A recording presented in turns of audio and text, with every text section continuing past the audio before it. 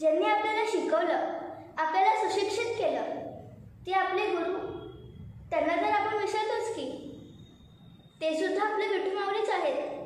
चला तर मग आपण आपल्या सगळ्या विठू माऊलींचं गुणगान करूया. जय जय राम कृष्ण हरी, जय जय राम कृष्ण हरी, जय जय राम कृष्ण हरी, जय जय राम कृष्ण हरी, जय जय राम कृष्ण हरी, जय जय